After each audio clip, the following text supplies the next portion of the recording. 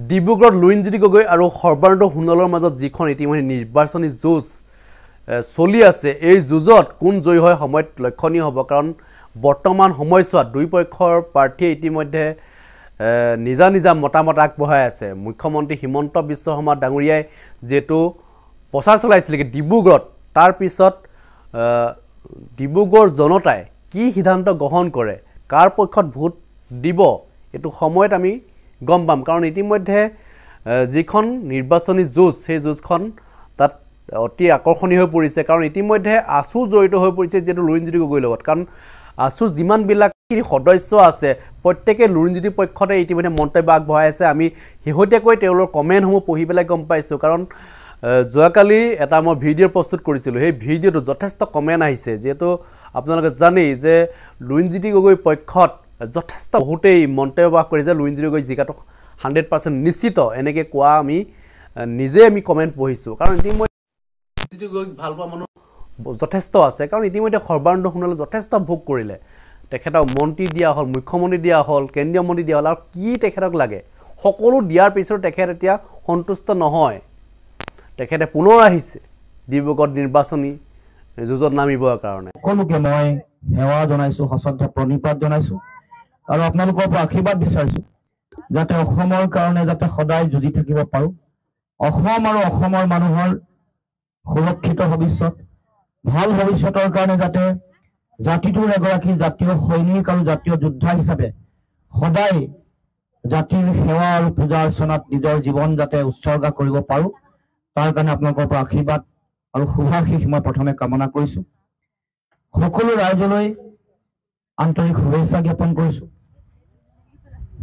আৰু উপস্থিত ৰাইজক মই সংগ্ৰামী অভিনন্দন জনাইছো কাৰণ ৰাইজ আপোনালোক সকলোৱে এক বিশেষ যুঁজৰ কাৰণে এখন বিশেষ যুদ্ধৰ কাৰণে সকলো ৰাইজ সাজু হৈছে এই যুঁজখন কেৱল মাত্ৰ ৰাজনৈতিক যুঁজেই নহয় এই যুঁজখন জাতিটোক যিসকলে অন্যায় কৰিছে যিসকলে ডিব্ৰুগড় লোকসভা সমষ্টিৰ মৌলিক সমস্যা সমাধান কৰিব নোৱাৰিলে যিসকলে সমগ্ৰ ভাৰতবৰ্ষৰ ভিতৰতে ডিব্ৰুগড় লোকসভা সমষ্টিৰ এটা সুকীয়া স্থান আৰু নাম থকাৰ পাছতে এই সমষ্টিটোৰ যিবোৰ মূল বিষয় মূল দাবী মূল সমস্যাসমূহ ৰাষ্ট্ৰীয় স্তৰত যিসকলে তুলি ধৰিব নোৱাৰিলে আৰু দিল্লীৰ মসনদৰ পৰা আমাৰ অধিকাৰ যিসকলে আজৰি আনিব নোৱাৰিলে তেওঁলোকৰ বিৰুদ্ধে যুঁজ এইখন ৰাইজৰ যুঁজ এইখন যুঁজ জনতাৰ যুঁজ আৰু সেইকাৰণে এইবাৰ নিৰ্বাচনত বিজেপি দলৰ যিগৰাকী প্ৰাৰ্থী সৰ্বানন্দ সোণোৱালৰ লগত মোৰ যুঁজ নহয় লুৰিণজ্যোতি গগৈৰ যুঁজ নহয় এই যুঁজখন ডিব্ৰুগড় লোকসভাৰ সংগ্ৰামী মানুহৰ যুঁজ অসমৰ জাতীয় জীৱনৰ যিসকল সংগ্ৰামী চেতনা থকা দেশক ভাল পোৱা জাতিক ভাল পোৱা দেশৰ কাৰণে যিসকলে কাম কৰা ব্যক্তি আছে সেই সকলৰ যুঁজ হিচাপে এই যুঁজখন আমি সকলোৱে আমি পৰিগণিত কৰিছো আৰু সকলোৱে ভাবো যে এই যুঁজখন সেইকাৰণে বিজেপিৰ প্ৰাৰ্থীগৰাকীৰ লগত ৰাইজৰ যুঁজ জনতাৰ যুঁজ কাৰণ এই সময়ত আপোনালোকে সকলোৱে জানে যে আমাৰ যিসকল গাঁৱে ভূঞে বাগানে চহৰে নগৰে থকা যিসকল সাধাৰণ মানুহ আছে সেইসকল মানুহ কোনেও এতিয়া সুখত থকা নাই এফালে বিভিন্ন সামগ্ৰীৰ দাম বাঢ়িছে আনফালে কৰ কাটলৰ বোজা আনফালে এই চৰকাৰৰ দিনত মাটিৰ খাজানা 5 গুণ বঢ়াইছে এই চৰকাৰৰ দিনত 9 বাৰকৈ বিদ্যুতৰ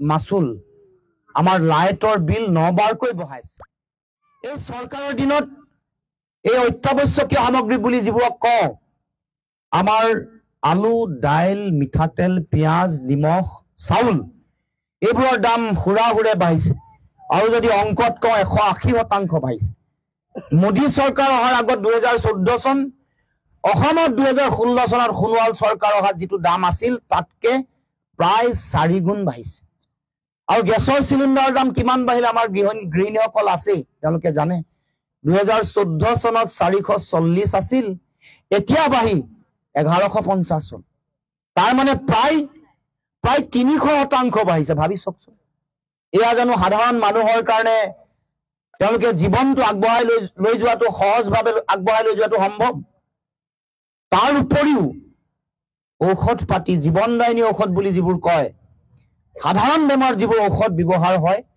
মূৰৰ বিষৰ দৰৱ, জ্বৰৰ, কাহৰ, এইবোৰৰ দৰৱৰ দাম আগতে বৰ বেছি নাছিল। এতিয়া ইমান বেছি এইবোৰ দৰৱত GST লগাই দিছে, ইমান দাম বঢ়াই দিছে যে এতিয়া 45% কৰ বাঢ়িছে, GST বাঢ়িছে। আৰু তাৰ উপৰিও ঘৰ বন্ধা সামগ্ৰী যিবোৰ আমি সাধাৰণতে ব্যৱহাৰ কৰোঁ, শিল, বালি, ইটা, লোহাৰ ৰড, এইবোৰৰ দাম ইমান বেছি বাঢ়িছে যে সাধাৰণ মানুহে ঘৰ বন্ধা কথাটো বা ঘৰ বন্ধাৰ যিটো সপোন, এখন নিজৰ ঘৰ বনোৱাৰ যিটো সপোন, এইটো বহুত টান আৰু কঠিন হৈ পৰিছে। গতিকে তেনেকুৱা এটা সময়ত আমাৰ ৰাইজৰ আশা কি আছিল? 2014 আৰু 16 চনৰ নিৰ্বাচনৰ সময়ত বিজেপিয়ে কি কৈছিল যে বস্তু বাহনীৰ দাম কমাম। তেওঁলোকৰ নেতাই দিল্লীত চিলিণ্ডাৰ ওলোটাই থৈ পিঁয়াজ আৰু আলুৰ মালা পিন্ধি প্ৰতিবাদ কৰিছিল যে এইবোৰ মানে সোণৰ দৰে দাম বাঢ়িছে। পিঁয়াজৰ দাম, সোণৰ চেইনৰ সলনি পিঁয়াজৰ চেইন আৰু আলুৰ চেইন পিন্ধা এটা প্ৰতিবাদ তেওঁলোকে সাব্যস্ত কৰিছিল।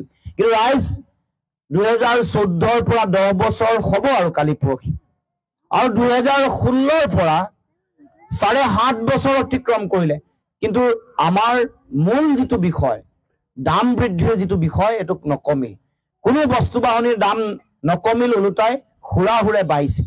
পেট্ৰল, ডিজেল, গেছৰ চিলিণ্ডাৰ সকলোৰে কথা কৈছো। গতিকে তেনেকুৱা এটা সময়ত এই চৰকাৰখনে তেওঁলোকে কৰা যিবোৰ কাম কাজ, সেইবোৰৰ বিৰুদ্ধে এইবাৰ নিৰ্বাচনত ভোটদান কৰিব লাগিব। মই অসমৰ জাতীয় জীৱনৰ আপোনালোকে সকলোৱে দেখিছে, প্ৰথমৰ পৰা অসমৰ জাতীয় যিবোৰ বিষয় আছে, প্ৰশ্ন যিবোৰ আছে, যিবোৰ জাতীয় জীৱনৰ অমীমাংসিত প্ৰশ্ন, সেই প্ৰশ্নবোৰ উত্থাপন কৰি আহিছো। যেনে অসমৰ মাটিত অসমৰ মানুহৰ অধিকাৰ সাব্যস্ত হ'ব লাগিব। কা অসমক জাপি দিয়া হৈছে, এইটো আমাৰ প্ৰতি অন্যায়। আমাৰ মাটি ভেটি আমি ৰক্ষা কৰিব নোৱাৰিম, আমাৰ ভাষা কৃষ্টি সংস্কৃতি ৰক্ষা কৰিব নোৱাৰিম। আমাৰ যিটো ৰাজনৈতিক ক্ষমতা, ক্ষমতাৰ বাঘ যদি আমাৰ নিজৰ মানুহৰ হাতত থাকিব লাগে, এইটো আমাৰ হাতৰ পৰা গুচি যাব। আমাৰ মাটি ভেটি বেলেগে কাঢ়ি ল'ব, অবৈধ বিদেশীক নাগৰিকত্ব দিলে তেওঁলোকে ল'ব। এই বাগান য'ত আমি আছো, এই বাগানৰ কাষত আমি থিয় হৈ আছো, বাগানৰ মানুহৰ মাটিও তেওঁলোকক দিব লাগিব।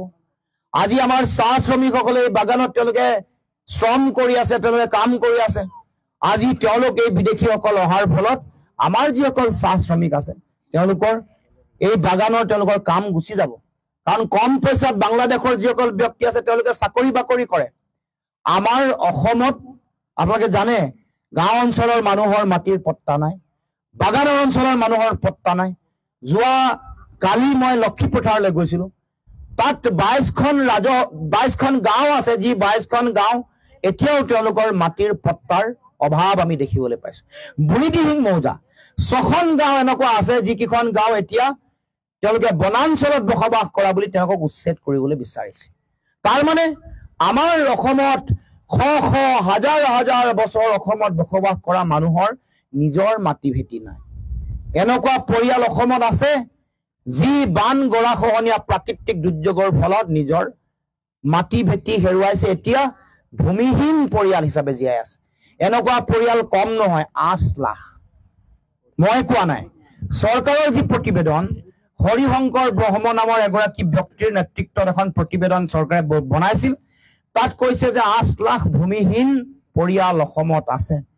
আৰু বিধানসভাৰ মজিয়াত যেতিয়া যিগৰাকী বিভাগীয় মন্ত্ৰী যোগেন মোহনে যেতিয়া যোৱা 2 বছৰৰ আগত তেওঁ হিচাপ দিছিল, তেতিয়াও 5,34,000 গৃহহীন পৰিয়াল অসমত থকা কথা কৈছে। 2020-21 চনত যেতিয়া প্ৰতিবেদন তেওঁ দিছিল, তেতিয়া কৈছিল যে 6,66,000 নে 67,000 ভূমিহীন পৰিয়াল অসমত আছে। তাৰমানে এইবোৰ কথা চৰকাৰে কোৱা কথা। এতিয়া আপোনাৰ মোৰ আমাৰ নিজৰে মাটি বাৰী নাই, আমাৰ ককাই ভাই, কোনোবা দদাই, কোনোবা নিচাদো, কোনোবা ভাই ভতিজাৰ আজি মাটি বেটি নাই, ভূমিহীন হৈ তেওঁলোকে জীয়াই থাকিব লগা হৈছে। বাগানৰ মানুহে ম্যাদী পট্টা নাপায়, গাঁৱৰ মানুহে ম্যাদী পট্টা নাপায়, আৰু তাৰ বিপৰীতে নাগৰিকত্ব সংশোধনী আইন তাৰমানে কা জাপি দি বিদেশীক নাগৰিকত্ব দি তেওঁলোকক আমাৰ মাটি ভেটি দিব। এইটো আপোনালোকে মানি ল'ব পাৰেনে? এইটো কথা ৰাইজ, এইটো কথা মানি ল'ব পৰা কথা নহয়। কাৰণ আজি ইয়াৰ প্ৰভাৱ আজি দেখা নাই কা আইনখনৰ, কাইলৈ দেখিব, বাগানৰ মানুহেও দেখিব, গাঁৱৰ মানুহেও দেখিব। এতিয়া বাগানত থকা সকলো মানুহে এইবোৰ কথা গম পাইছে যে তেওঁলোকে আহিলে তেওঁলোকে কম পইচাত খাটে, কম টকা পইচাত খাটে। আজি বাগানৰ যিটো মজুৰি তাতকৈ কমত খটা আৰম্ভ কৰিব, তেওঁলোকক মজুৰি, তেওঁলোকক চাহ বাগানত নিযুক্তি দিব, শ্ৰমিক হ'ব। আৰু চাহ বাগানৰ আমাৰ যিসকল শ্ৰমিক আছে তেওঁলোকে নিজৰ কাম হেৰুৱাব লগা হ'ব। গতিকে এইবোৰ কথা আমাৰ বৰ ডাঙৰ বিষয়, এইবোৰ সকলোৱে বুজি পাব লাগিব। গতিকে আজি উপলব্ধি নকৰিব, কিন্তু 50 বছৰ, 40 বছৰ, 100 বছৰৰ পিছত ইয়াৰ প্ৰভাৱ আপুনি মইতো এইখন পৃথিৱীত নাথাকিম, আমাৰ ল'ৰা ছোৱালী, আমাৰ নাতি পুতি, আমাৰ সন্তান সন্ততিয়ে তেওঁলোকে ক'ব যে এইসকল ব্যক্তিয়ে আমাক জাতিটোক কৰা অন্যায়ৰ বিৰুদ্ধে মাত নামাতিলে কাৰণে আজি আমাৰ মাটি বাংলাদেশীয়ে লৈ ল'লে, আমাৰ বাগান বাংলাদেশীয়ে লৈ ল'লে। গতিকে ৰাইজ, সেই যিসকলে অন্যায় কৰিছে জাতিটোক, অসমক, তাৰ ভিতৰত অন্যতম ব্যক্তিগৰাকী হ'ল বিজেপিৰ প্ৰাৰ্থীগৰাকী। কাৰণ কাহ যেতিয়া জাপি দিছে তেওঁ অসমৰ মুখ্যমন্ত্ৰী, 5 গৰাকী শ্বহীদক যেতিয়া গুলীয়াই হত্যা কৰিছে তেওঁ অসমৰ মুখ্যমন্ত্ৰী, যেতিয়া অসম চুক্তিত নচ্ছেদ কৰি দিয়া হ'ল তেতিয়া তেওঁ অসমৰ মুখ্যমন্ত্ৰী, অসম চুক্তিৰ 6 নম্বৰ দফা প্ৰতিবেদন দি কমিটি বনাই যেতিয়া কাৰ্যকৰী নকৰিলে, দিল্লীত যেতিয়া জমা নিদিলে, ধোঁৱা চাঙত তুলি থলে, সেই সময়ত তেওঁ মুখ্যমন্ত্ৰী। 6 জনগোষ্ঠীৰ জনজাতিকৰণ, মৰাণ, মটক, আমাৰ চাহ জনগোষ্ঠী বা আদিবাসী বা আহোম বা চুতীয়া আৰু কোচ ৰাজবংশীসকল, তেওঁলোকক জনজাতিকৰণ নকৰিলে, সেই সময়ত তেওঁ মুখ্যমন্ত্ৰী। যিসকল জনজাতি আছে, যিসকল ST আছে, তেওঁলোকৰ 6 শিডিউল এৰিয়াত তেওঁলোকৰ অধিকাৰ যেতিয়া সাব্যস্ত হোৱা নাই, মুখ্যমন্ত্ৰী তেওঁ নতুবা তেওঁ দিল্লীত আছে সংসদৰ মজিয়াত, যাৰ কাৰণে তেওঁ যুঁজিব লাগিছিল, নুযুঁজি তেওঁ মনে মনে থাকিল, আত্মসমৰ্পণ কৰিলে আৰু নিজৰ জাতিটোৰ যিটো ধ্বংসযজ্ঞ এইটো নিজে নিজে মনে মনে আহুতি দি আছে। তেওঁ নীৰৱ দৰ্শক হৈ, চৰ্দাৰ হৈ জাতিটোক কৰা অন্যায় নীৰৱে মনে মনে চাইছে। গতিকে ৰাইজ, আপোনালোকৰ এইটো বিচাৰ কৰাৰ সময়, আপোনালোকে এই কথা বতৰাবোৰ এটা জাতিক, আমাৰ মানুহক কৰা অন্যায়ৰ উত্তৰ দিয়াৰ সময়। উত্তৰ দিবলৈ 5 বছৰৰ মূৰত এবাৰে পায় সুযোগ, এই নিৰ্বাচন, লোকসভা নিৰ্বাচন। নহলে নিৰ্বাচনৰ সময়ত আমাৰ ৰাজনৈতিক ব্যক্তিসকল আহে যায়, আপোনালোকৰ সমস্যা কিন্তু কেতিয়াও সমস্যা হৈ থাকে, সমস্যাৰ সমাধান নহয়। গতিকে মই আপোনালোকক এটা কথাই ক'ব পাৰো যে মই ৰাজনীতি কেৱল নিজৰ জীৱন আৰু জীৱিকাৰ কাৰণে ৰাজনীতি কৰা নাই। নহলে মই যদি নিজৰ জীৱনৰ কাৰণে ৰাজনীতি কৰিলো হলে, যিবোৰ ৰাজনৈতিক দলে ৰাজ কৰি আছে, যিবোৰ ৰাজনৈতিক দলৰ সংগঠনৰ ভেটি শক্তিশালী, তালৈ গৈয়ে মই যোগদান কৰিলো হলে, হয়তো বিজেপি নতুবা কংগ্ৰেছ। কিন্তু মই ভাবিছো যে মোৰ অসমৰ মানুহৰ যিটো জাতীয়তাবাদী ধৰা, য'ত স্বাভিমান আছে, য'ত মানুহৰ মনৰ কথা কয়, আমাৰ প্ৰতিটো ভাষা কৃষ্টি সংস্কৃতিৰ মানুহৰ সমন্বয়ৰ কথা কয়, সেই চিন্তা, সেই আদৰ্শ, সেই দৰ্শনক মই নিজৰ জীৱন দিব লাগিব। মই ৰাজনীতি মানুহৰ কাৰণে কৰিব খুজিছো। আৰু দেশত, সমাজত যেতিয়া আমাৰ মানুহৰ ভৱিষ্যত যেতিয়া সুৰক্ষিত নহব, যেতিয়া মানুহে তেওঁলোকৰ জীৱনৰ নিৰাপত্তা যেতিয়া বিচাৰি নাপাব, তেতিয়া সেইখন সমাজত আমি সেই ৰাজ্যখনৰ ভৱিষ্যতৰ কথা কেতিয়াও আমি ভালকে ভাবিব নোৱাৰো, বা সেই সপোন আমাৰ কাৰণে কেতিয়াও শুদ্ধ নহয়। গতিকে আমি এইবাৰ এই নিৰ্বাচনৰ যুঁজখনত আমি ৰাইজক ক'ব খুজিছো যে আপোনালোকে এইবাৰ অন্তত সঠিক আৰু শুদ্ধ সিদ্ধান্ত গ্ৰহণ কৰিব লাগিব। কাৰণ এইবাৰ এই নিৰ্বাচনৰ সিদ্ধান্তৰ ওপৰতে আপোনাৰ মোৰ, আমাৰ যিটো শক্তি বা আমাৰ যিটো জাতিটোৰ প্ৰতি যিটো দায়িত্ব, সেইটো প্ৰমাণিত হ'ব, প্ৰতিফলিত হ'ব। এতিয়া বিভিন্ন ধৰণৰ প্ৰলোভন আহিব, আপোনালোকৰ টোপ আহিব। এতিয়া যোৱাবাৰতো আপোনালোকক মিছা কথা কৈ ভোট নিলেই, অৰুণোদয় আঁচনিৰ ধন ঘূৰাই দিম বুলি কৈছিলে, দিলে নেকি? দিলে নে নাই দিয়া? সম্পূৰ্ণ ঘূৰাই দিম বুলি কৈছে।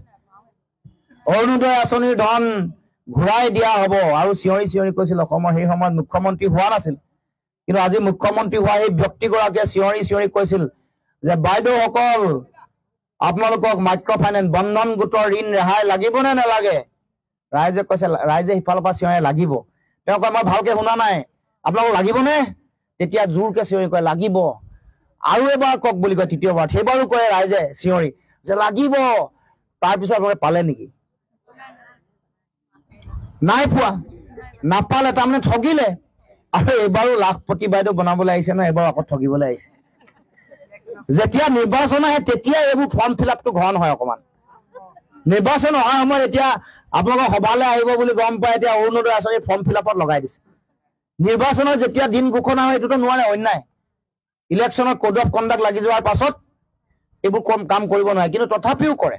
যোৱাকালি লক্ষীপথত এই কামটো কৰিছে, তথাপিও আমাৰ তাত মানুহ 500 পৰা 1000 মানুহ গোট খাইছে। মানে ধাৰাসাৰ বৰষুণ, তাৰ মাজতো ৰাইজ ওলাই আহিছে। এটা কাৰণে ওলাই আহিছে, তেওঁলোকৰ যে মিছা কথা কয়।